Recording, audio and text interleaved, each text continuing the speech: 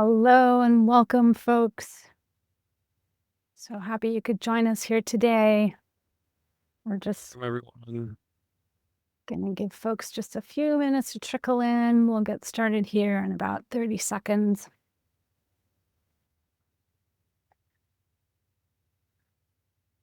Welcome, folks. So happy to see you. Welcome.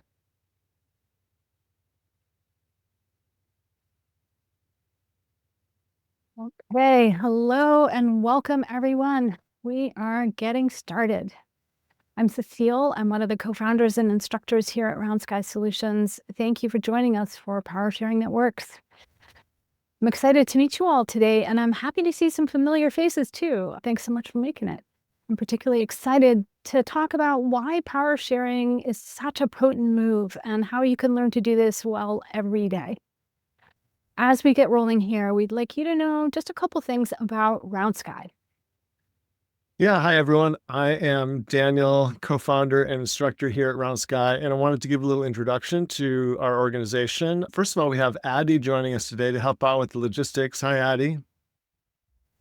Round Sky is a remotely operated, worker-owned cooperative, meaning that we're a business where workers own it together. And the first thing I wanted to share is that we believe that there are at least two approaches to take when building shared leadership. Training the collective and through tools and practices and training the individuals. And many approaches to leadership and organizational development take one or the other approach, and we really believe that both are essential.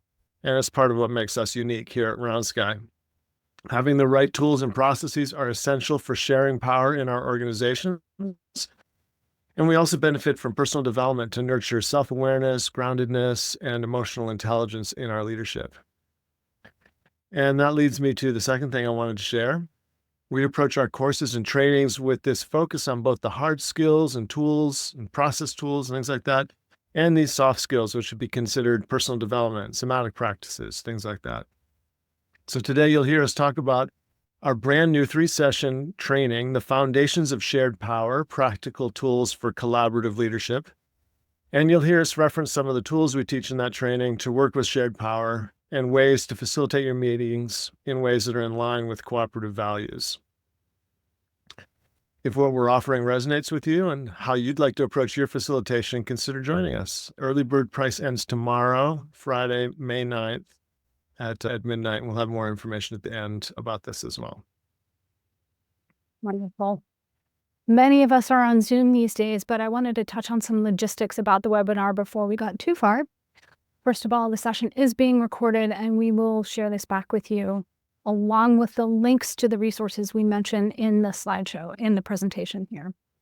If you have questions or comments, please use the chat box. We may answer some of those in the flow of our presentation, but we will come back to the rest of them at the Q&A at the end. So find that chat box in the toolbar, likely on the bottom of your screen, looks like a little speaking bubble, and say hello, Also, please stay on mute. Our mics are really good at picking up background noise. And for an overview of our plan for the webinar, after some brief introductions, we'll dig right into an overview of 2 frameworks that we teach that support power sharing, along with those links to further resources before we wrap up with a Q&A.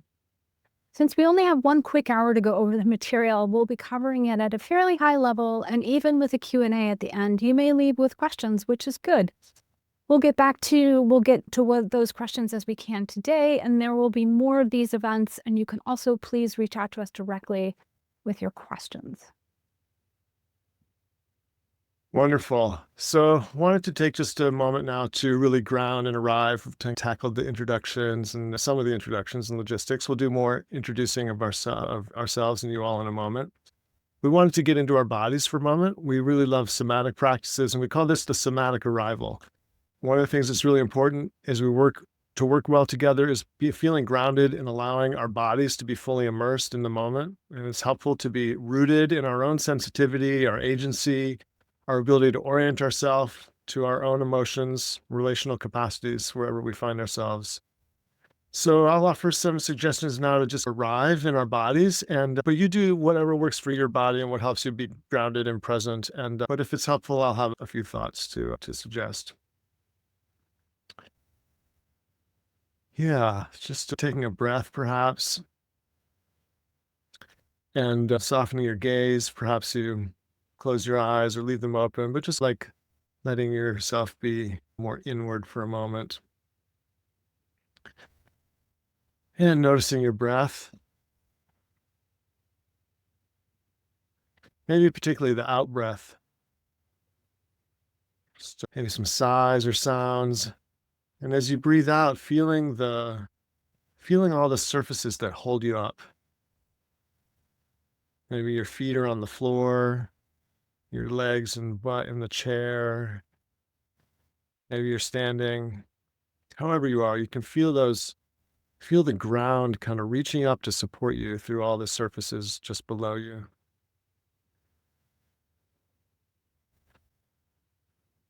And then really invite you to really sense in more detail into that feeling of being compressed against the surface below you. Maybe it's your feet on the floor. I like to work with my feet sometimes. And just that feeling of a little bit of compression or kind of the squish of my skin and muscles and pads of my feet against the floor. Just really trying to get into the detail of that for a moment and just breathing, letting the out breath continue to take me down into this feeling of support. Frankly, it's being held up all the time by the ground. Yeah.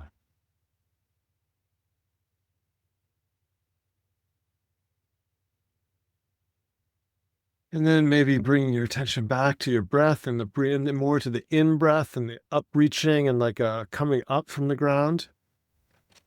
Maybe your breath expands a little. Maybe your arms expand a little. You might stretch or move or just kind of rising up from the ground. Where I am in the northern hemisphere, maybe most of us are probably from North America. It's spring. We're springing up into life after the winter darkness into light and aliveness. Things are so green outside my window right now. So maybe just looking around and seeing what your environment is like around you. Where are you? Oh, here we are. And here we are too, bringing our attention back to the screen. Here we are. There's so many people here interested in cooperation and effective and healthy uses of power. That's pretty cool. Really glad you're all here. Thank you for being here. And now that we're here together, I wanted to invite you to introduce yourself in the chat box. Just put down your name, your pronouns if you like, where you're calling in from, and what brought you here today. And in the meantime, Cecile and I will introduce ourselves out loud a little bit. I'm Daniel Little. I use he, him pronouns. I live here in Vermont, which is part of the unceded territory of the Abenaki Nation. I'm one of the founders, facilitators, and coaches here at Round Sky Solutions Cooperative. And I'm also one of the main instructors for our trainings. And what brought me here today is curiosity about meeting people. I love getting a vibe of you all here and sensing what it is, what you all are doing, what this network that we're a part of is doing in the world, because we're so many meaningful and wonderful things that we're creating. And I love tuning into that.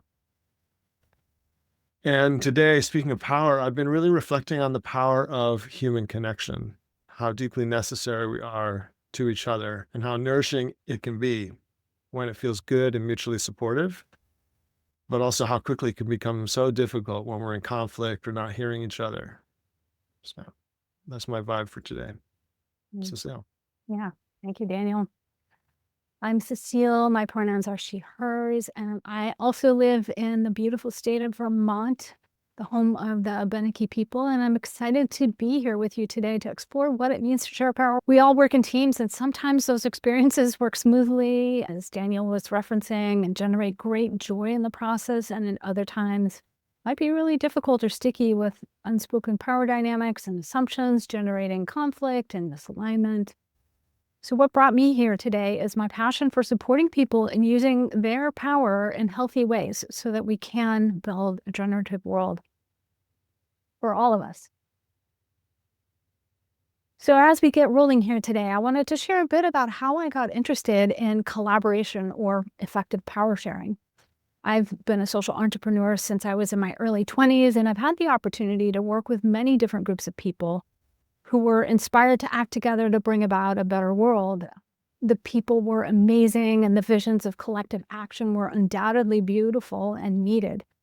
However, reliably, despite the good intentions, things would inevitably go off the rails as different people had different perspectives on how to move forward together and lacked the capacity to integrate those different. Don't get me wrong, people would try. And I was really fortunate to be a facilitator in the Occupy movement and felt deeply moved by all the effort that went into that.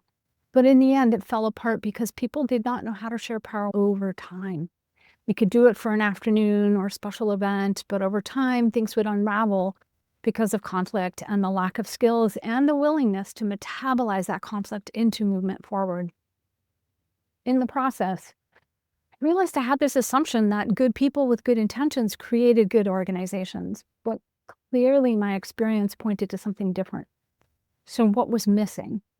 And after years of research and soul searching, we concluded that the missing element was effective frameworks and processes that can support and guide us through the conflict that inevitably arises and into positive movement forward.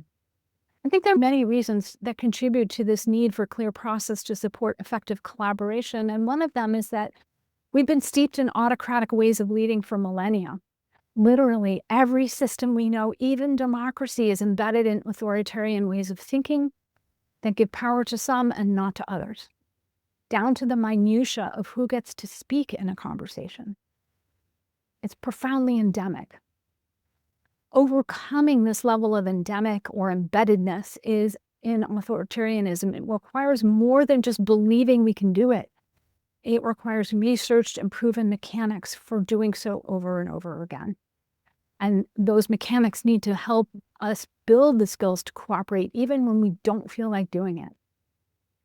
So today we're going to offer you a tiny taste of a couple of the many tools in our program for helping teams share power consistently.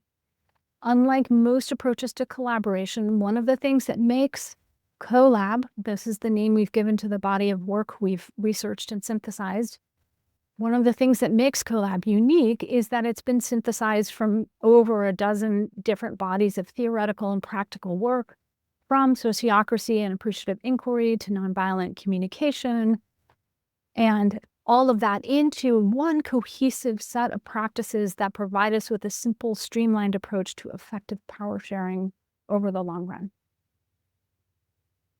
Yeah. So let's start with power. Let's start with power and this tool that we've designed to help us make sense of power. We call it the power matrix. So what is the power matrix? At its core, it's a tool to help us understand different types of power. We define power neutrally, broadly, as the force of enactment, the drive of everything living to realize itself. This means that power isn't inherently bad. It's a force of nature. It's how we use it that matters. The matrix itself is based on two key distinctions or questions that we can ask. First question, is power autonomous, held by an individual, or is it collective, held by a group? And the second is power explicit, formally recognized, written down, openly agreed upon, or is it implicit, informal, unspoken, based on assumptions and culture?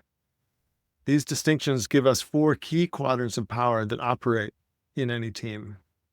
So these quadrants are, the first one is the autonomous explicit quadrant. This is formal individual authority.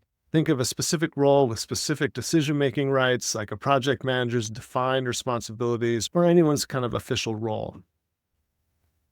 Then we have autonomous implicit. This is informal individual influence. It's the power someone might have due to their charisma, their experience, their relationships, or even just by being present and vocal more often. It's not written down, but it's definitely felt. And then we have collective explicit. This is formal group power. Examples include a board's approved policies, a team's agreed upon decision-making processes, the rules of a cooperative. And finally, we have collective implicit. This is informal group power. It's the power of your team's culture, the unspoken norms, peer pressure, or just the way we've always done things around here. Understanding these 4 types is the first step to seeing power more clearly. So now let's talk about how power actually flows on your team. It's rarely just what the org chart says. Power flows through all 4 of these quadrants all the time, interacting with each other. For instance, you might have a role with strong autonomous explicit power, their title, their role and the title and the definition of that. But perhaps a long tenured team member with no formal authority has significant autonomous implicit power because their opinion carries a lot of weight and people often defer to them. Or maybe your team has a strong collective implicit norm of avoiding conflict, which means important issues don't get raised, despite any collective explicit processes for discussion and decision making that you might have established. So why is it crucial to understand this flow of power through all 4 quadrants? Because it profoundly impacts everything: how decisions get made, the level of trust and psychological safety on your team, and ultimately your organization's overall health and effectiveness. When power flows are imbalanced, or when significant parts of it, especially that implicit power, are hidden and unacknowledged, it often leads directly to the dysfunctions, wasted energy, and frustrations we all want to avoid. The power matrix is the first key framework because it helps us see these dynamics, to make the invisible visible. It gives us a map. But once we see these patterns, especially the challenging hidden ones, the next question is, what do we do about them? How do we shift these dynamics to create more effective and equitable collaboration? This is where the practical tools and practices we're about to share come into play. The power matrix helps diagnose the what and the why, and in a few moments, we'll dive into the how. Specifically, 4 powerful tips you can use to transform your meetings, which are often ground zero for these power dynamics. For example, think about a common scenario: a team where one highly knowledgeable person, let's call her Sarah, often dominates the discussion due to her strong autonomous implicit power. Others stay quiet, valuable ideas are lost. The power matrix helps us identify this imbalance, and the tools we'll discuss shortly, like ensuring all voices are heard, structured participation, offer concrete ways to address it. Ensuring Sarah's expertise is valued alongside everyone else's. So by understanding the power matrix, recognizing how power truly flows, and learning to make these hidden dynamics visible, we can move from being unconsciously driven by power to consciously shaping it. This isn't about eliminating power, it's about distributing it and using it wisely. And the good news is there are straightforward practical ways to do this.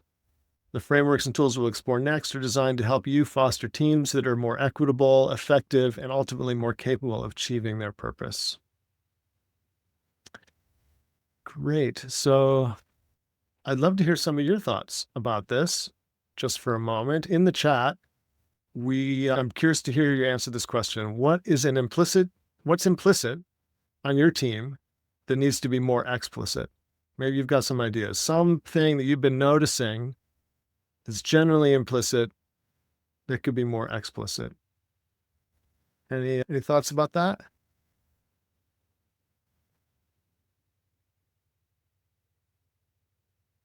Give you a moment to put something in the chat.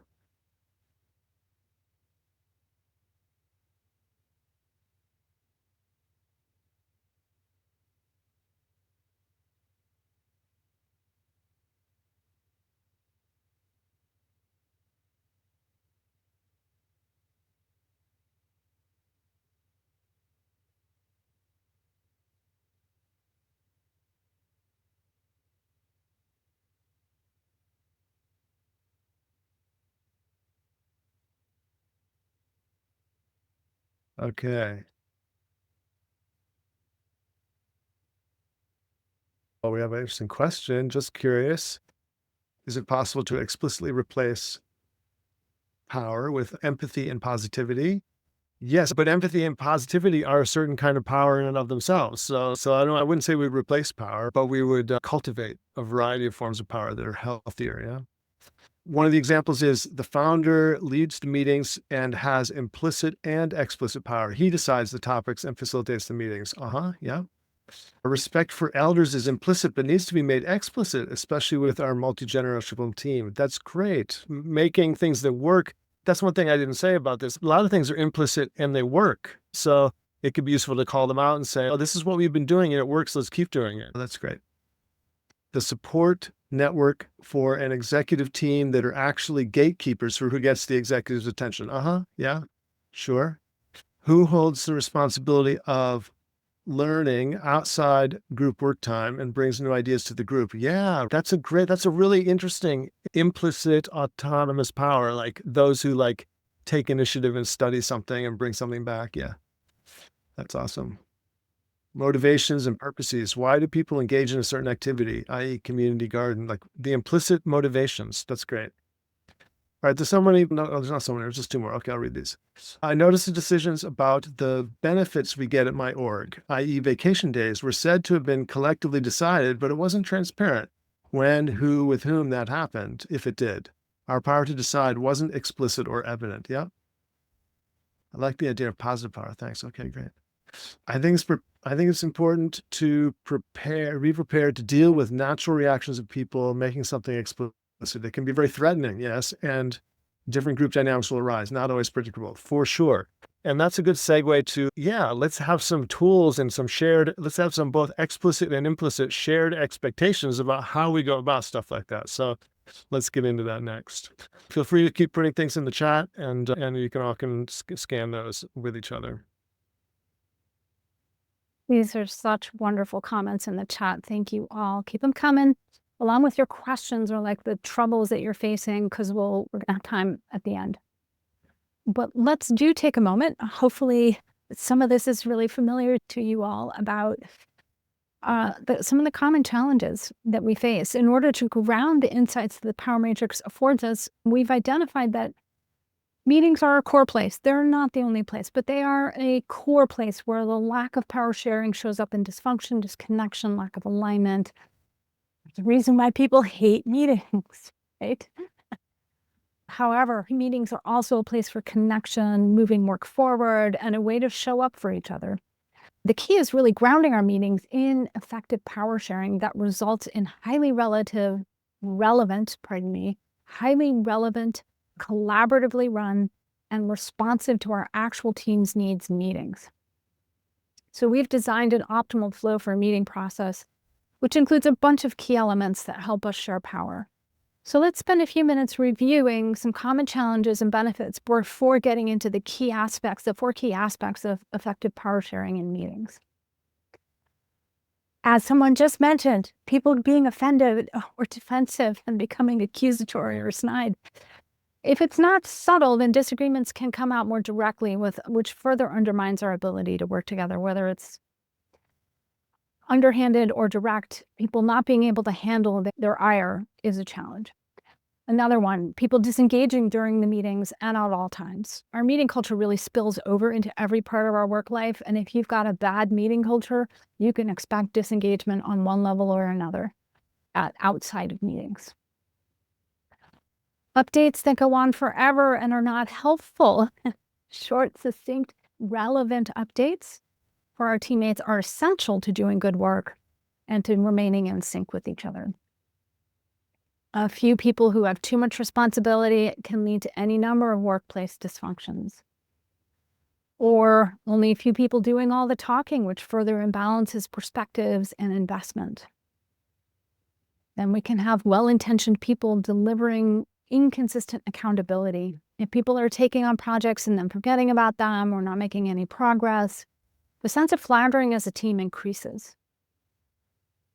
Also, you can have agenda items that really only reflect the needs of a few, as one of the comments in the chat box just was the team lead. There were all his tensions, all their agenda items. Most meeting cultures preference the manager or the team's lead's perspectives, and while a team lead might have more on their mind, not requesting input from all the team members as we build the agenda leads to lost opportunities for effective power sharing that leads to team improvement and engagement. We can also have agenda items that take way too long and don't lead to meaningful items that move things forward.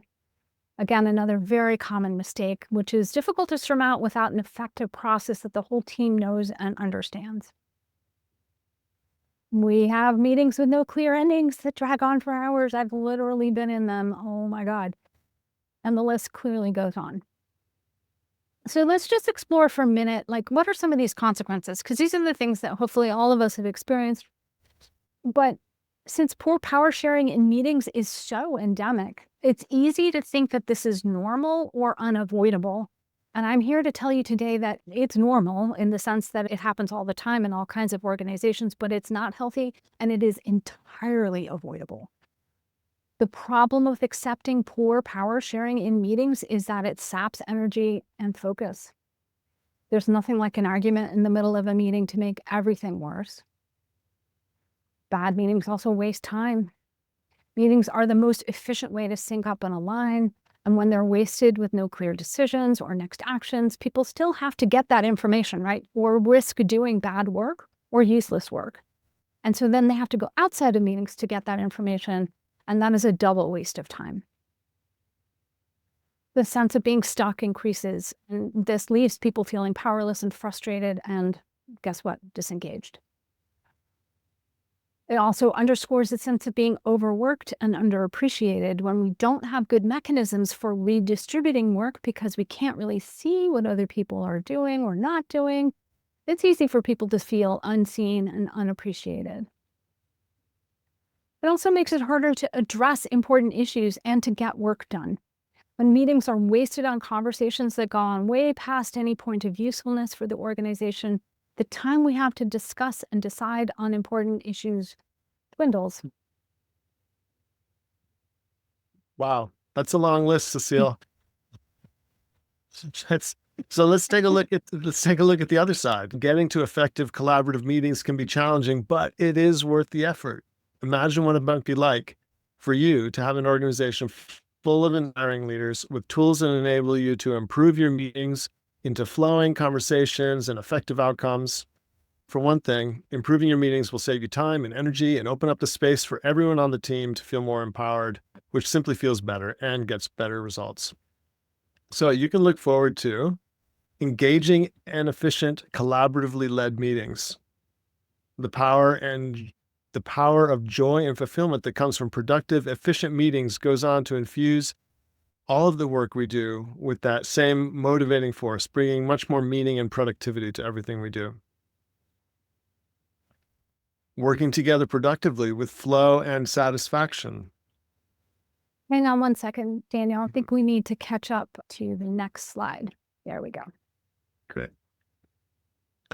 Working in collaboration with others can be profoundly frustrating, and that frustration is simply a drain on both the organization and the individual. So getting to flow and satisfaction produces a host of benefits, including greater energy and engagement, increased longevity, in a sense, in other words, people sticking around to contribute to an organization's success.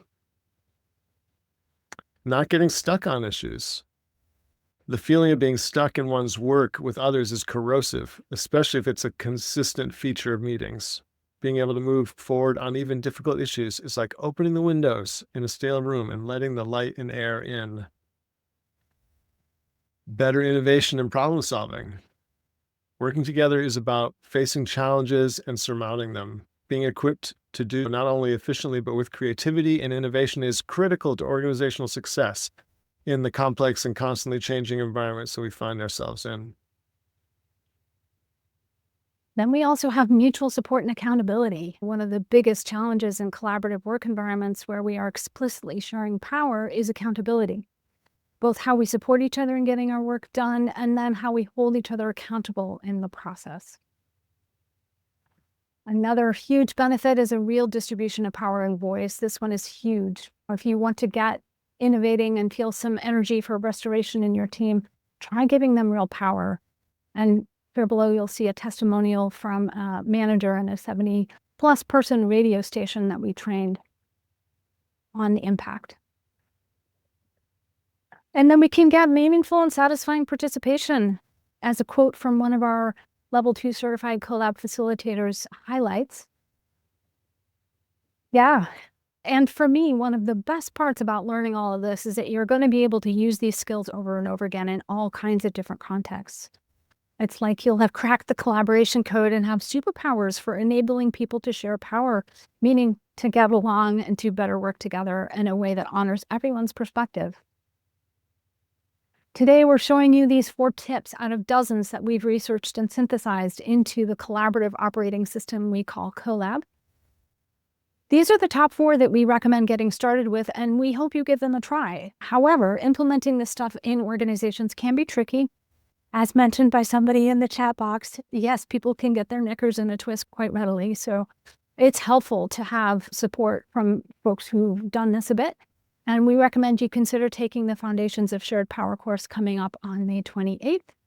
Our early bird lasts through tomorrow. So let's start with the first tip. One of the simplest, easiest places to start is with what we call the living agenda. This is a simple Google Doc shared with all members of the team, and we use it as a live visual reference during the meeting by all team members. As the name suggests, it's all not only living in that is an active doc while we're meeting, but it becomes a repository of meeting outcomes with one date stacked upon the next, most recent at the top. And as a Google Doc, of course, it's searchable and available to all team members in real time. One of the benefits of that real-time visual reference is that we get to see all of the outcomes being recorded. And it helps make it really clear that we're not moving on from one item to the next until we've recorded a clear output from the item that we're on. Those decisions or next actions, those outputs can be color-coded for ease of reference. The use of this simple doc can keep your conversations focused and targeted on outcomes. It also means that one person can't just derail a conversation that's underway because the expectation is that we are going to complete one item, including recording that output for everyone before we move on to the next one. We've developed this template for you to use, and we'll be sending that out in the follow-up email. Feel free to make a copy and use it in your next team meeting. We recommend you use the template for the meeting practice and just copy and paste it down for each new instance of your meeting, changing the title to reflect the actual date. That's tip number 1. And tip number 2, the standard meeting practice with facilitator and scribe. Another benefit of using the living agenda is it offers a template for your meeting practice that standardizes how meetings are held. There's a lot of information that goes into each of the steps of what we call the standard meeting practice, which you can learn more about in the Foundations course. But the key here is having a repeatable process for your meetings that is clear, fair, and transparent. This streamlines people's expectations for meetings, making it much easier to participate in a meaningful way. In addition, our research and tests have shown that meetings flow much more easily when there's a dedicated facilitator whose job it is to take us through the steps of the meeting process, and a scribe whose job it is to record the clear outcomes for each agenda item in the living agenda where everyone can see it. When you select your facilitator, keep in mind that it's much better not to have the manager or the lead of your team be the facilitator, and here's why. The manager or the team lead already has a lot of power. So does the facilitator.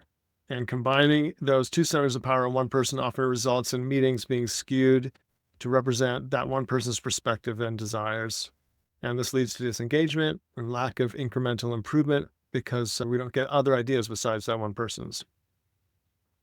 The scribe's role is also vital because how information is recorded and remembered is also a source of shared power. Having one designated scribe also means that we know whose job it is to write on the living agenda, because having many scribes in the meeting is an invitation for confusion, argument, frustration. So have one person in charge of those details and give them the power to step in and request a clear outcome for every agenda item before moving on to the next. Wonderful. Tip number 3.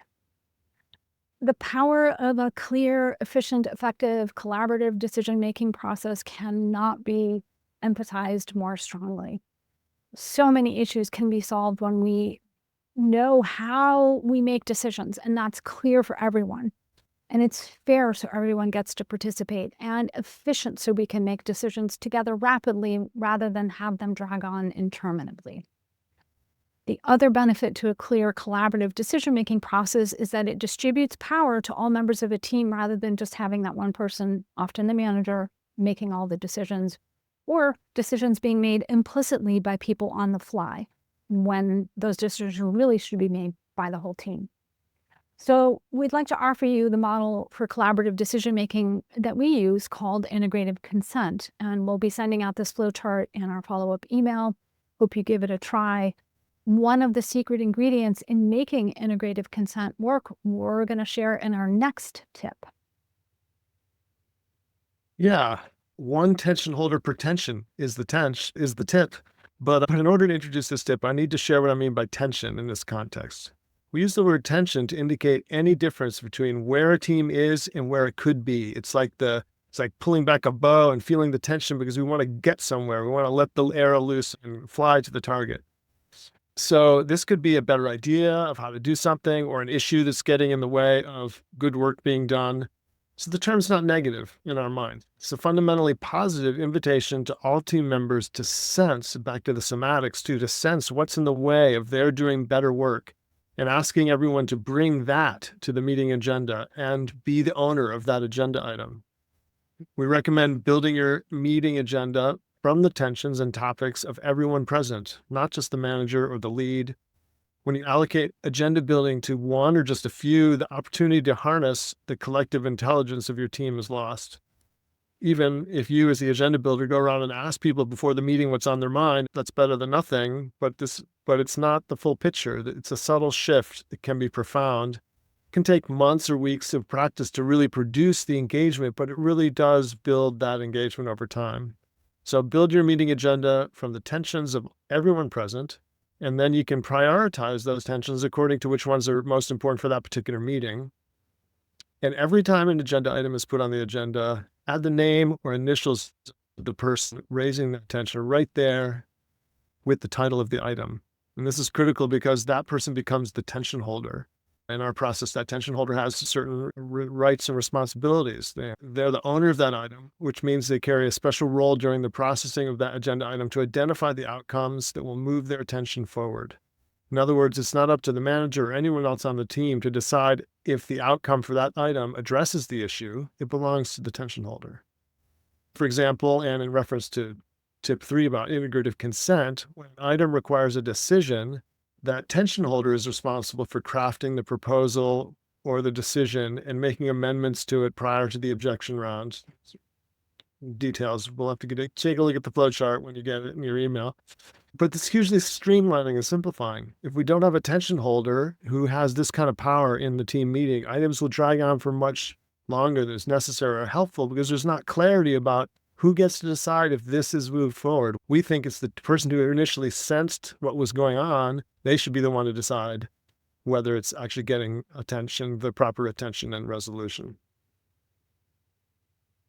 So helpful, Daniel. Thank you. So let's summarize these tips.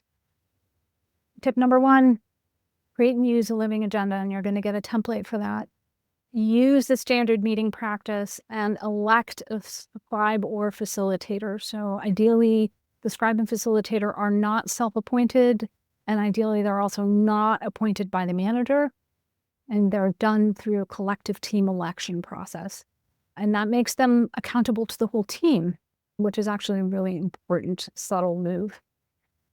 Use integrative consent or another clear, effective, collaborative decision-making process that everybody understands and can see and follow it consistently. And then build your agenda from all present and ask them to act as tension holders when it's their item. Unlike traditional approaches to collaboration, which either depend on a single leader or champion to enforce them or attempt to create collaboration through eliminating any structures or processes, that's another interesting move we've seen. It's just pretend we're collaborating if we have no structure, no process, no agreements about how we're going to share power. Really backfires hugely. Our approach offers streamlined integration of approaches so you get the best of best woven together into a seamless practice. And to learn how to apply these, we'd like to invite you to our Foundations of Shared Leadership. So just a few points about that course before we move into Q&A. Yeah, we've talked a lot today about making power visible and transforming how our teams work, especially in meetings. If you're feeling inspired by any of these ideas and wondering, okay, what's the next practical step I can take, then our Foundations of Shared Power mini course might be just right for you. This isn't a long theoretical program. It's focused, it's live, it's highly practical. It's a 3-session online training designed to give you immediate tools that you can apply right away in your team. Session 1 will be about creating the container for shared leadership. We dive into setting up transparent systems and the fundamentals of effective meeting practices, building on what we talked about today. Session 2, facilitating engagement through participant-driven meetings, is all about understanding tensions as a resource and using core roles to build engaging participant-driven agendas. And in session 3, processing tensions for action and accountability, you learn the integrative consent process for collaborative decisions and how to build accountability systems that actually work. You'll get comprehensive templates, opportunities for real-time practice in breakout rooms, and access to a private discussion forum for questions between sessions. So, is this a good fit for you? It's ideal for team members, leaders, managers, and co-op owners in co-ops, nonprofits, or any mission-driven business who wants to facilitate more effectively. If you're experiencing these common frustrations in meetings, discussions going on in circles, unclear decisions, few voices dominating, this course provides concrete solutions.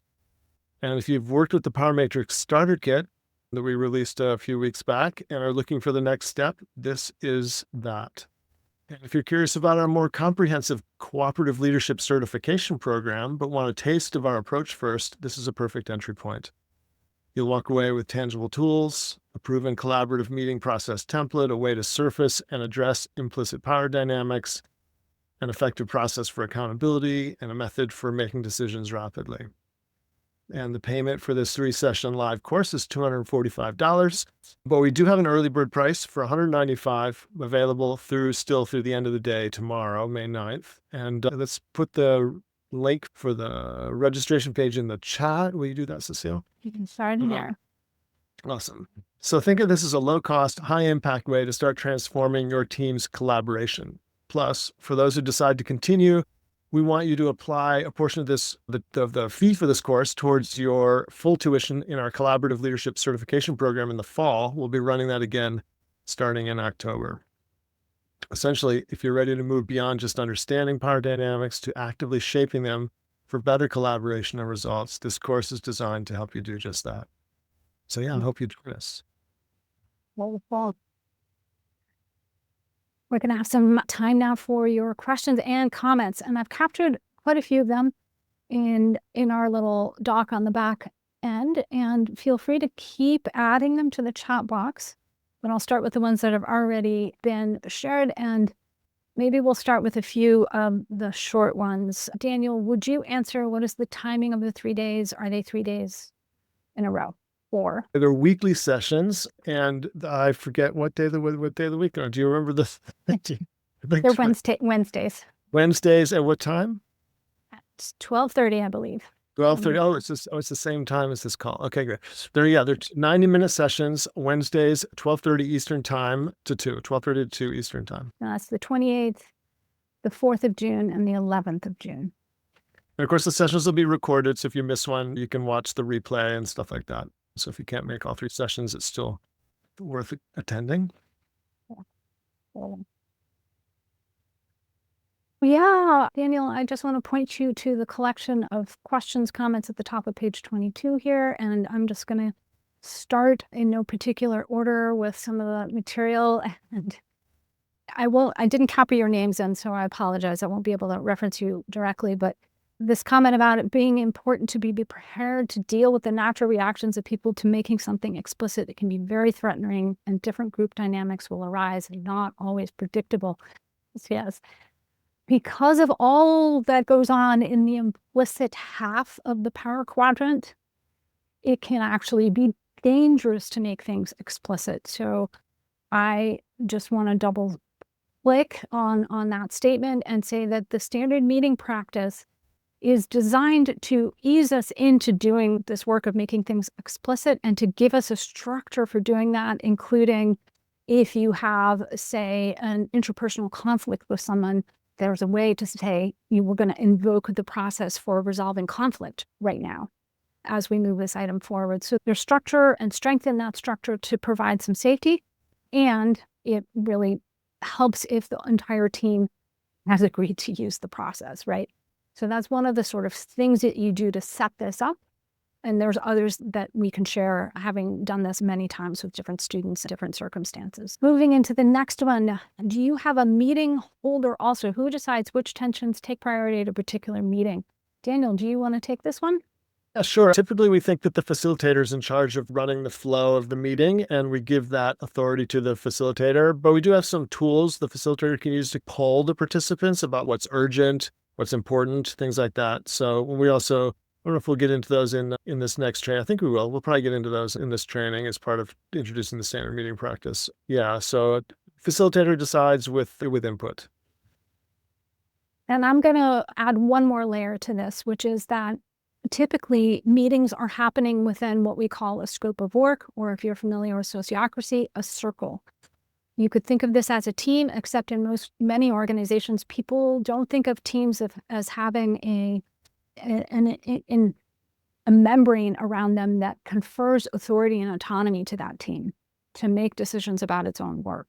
So within a clear boundary of what our work is, that's where we're having meetings. We don't have meetings outside of predetermined clear boundaries of work. And so we're only bringing up tensions related to that work, and only the people who are delivering on that work are attending meetings. So again, there's some containerizing here that really makes all of this work well. But that's a great question.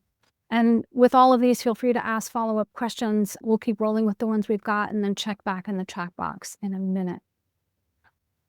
Next one up is, when implementing this new meeting approach with a team, do you recommend rolling out all of these tips at the same time or slowly over time, like making one change each meeting?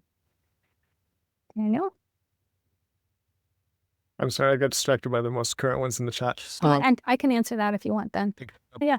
Unfortunately, the answer I'm going to give is it depends. If you have the power to, and that power can come from your being currently having a role with power in an organization, and you can walk into a team and be like, we're going to try this new thing. Do the whole thing at once if you can.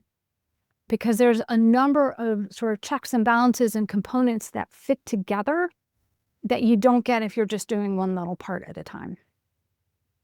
Or at least not until you've added up enough of the parts that you get that overarching, shift. So just be aware.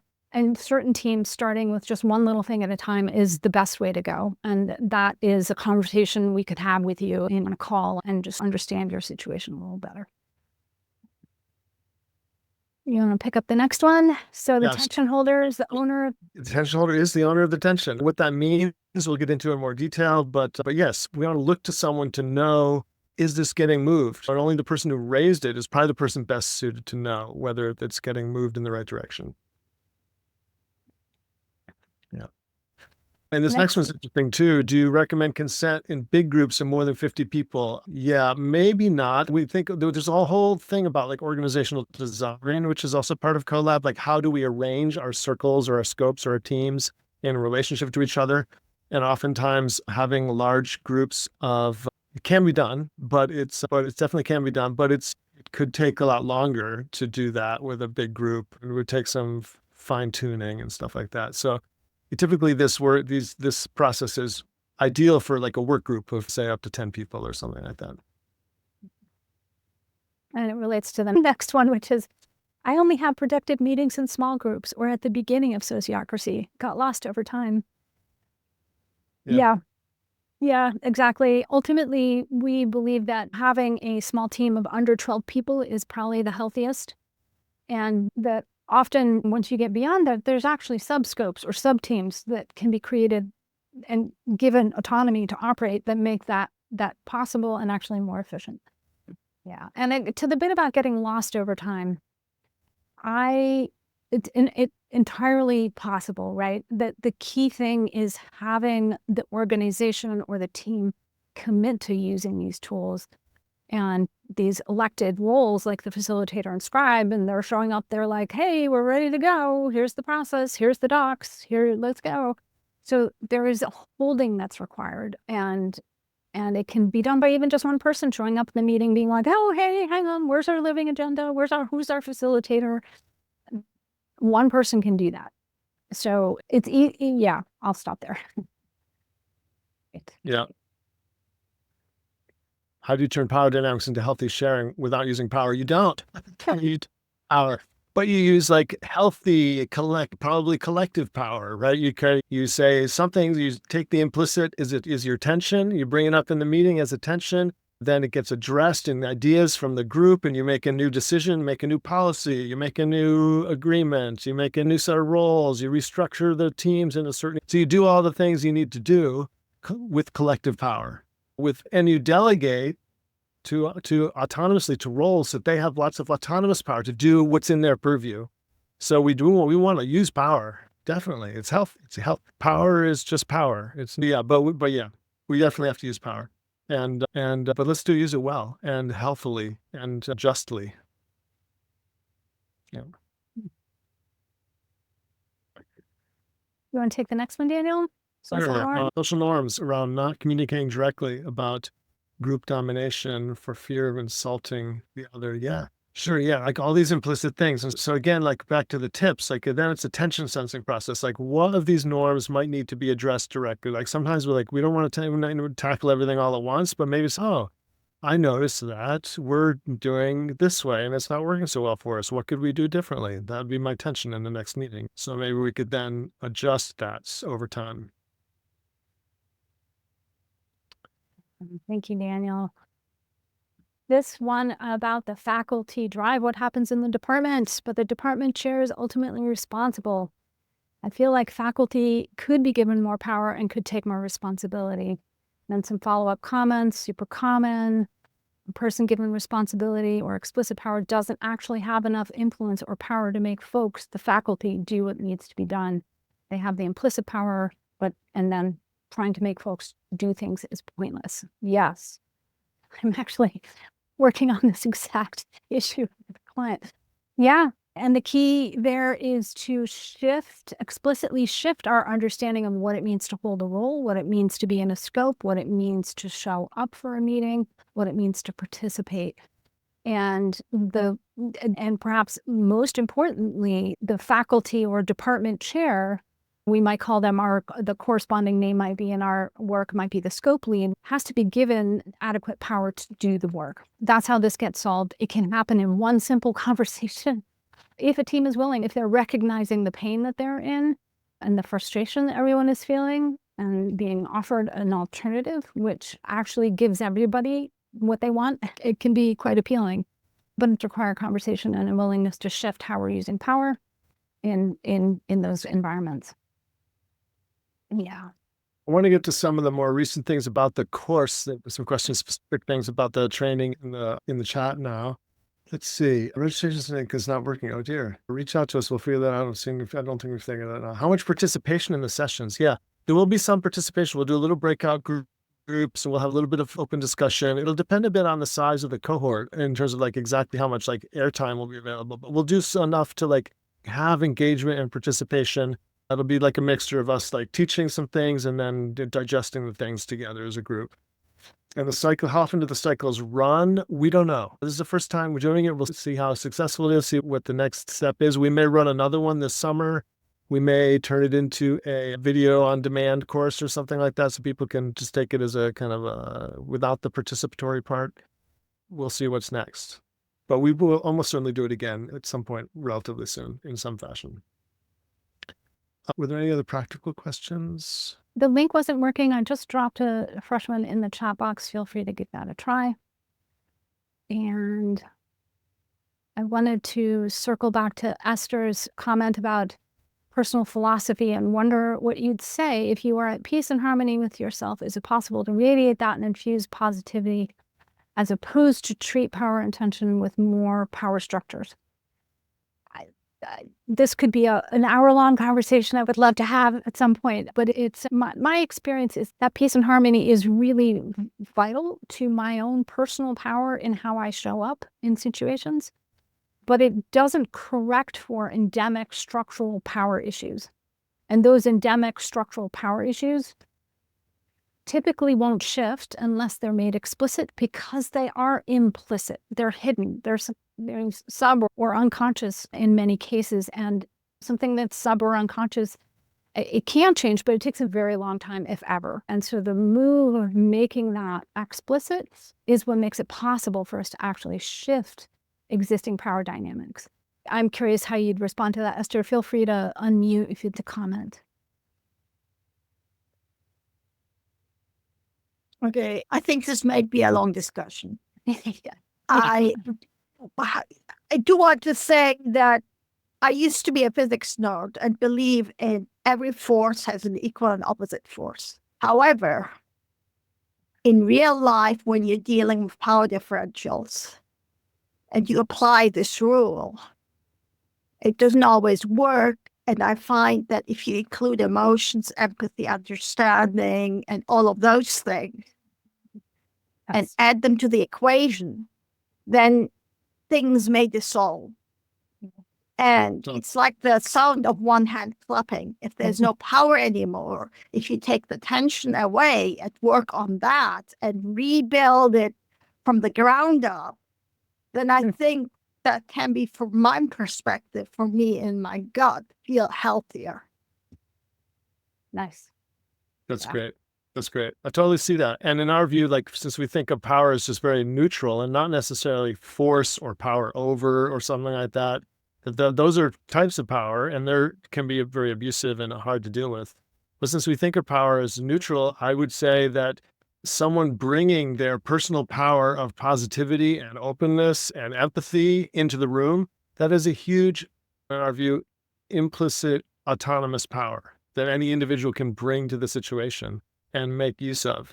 And I agree, make things, help, add real value to whatever's going on in the situation. And also having a predictable way that we're going to hold the meeting together and just all agreeing on that ahead of time. That is also an important, like, kind of structural support. And that's what the tools are about. We are over time, and I think we should probably wrap this up. Thank you everyone so much for being here. It seems like some of the links might not be working. We will test all of those and make sure that everything is working 100%. And so please just. I just wanted to say, I think I figured out what was going on. So any of you who want to go check that out again, go ahead and click on it, see if it works. I would love to know, because from our end, it's a little hard to see if it's actually working now. And thank you all for being here. Really appreciate your contributions. And those of you who are remaining, if you want to unmute and just shout out goodbye or thank you or anything like that, so that's welcome. Really appreciate you all participating today. Thank you so much. Bye. Take care, everyone. Bye.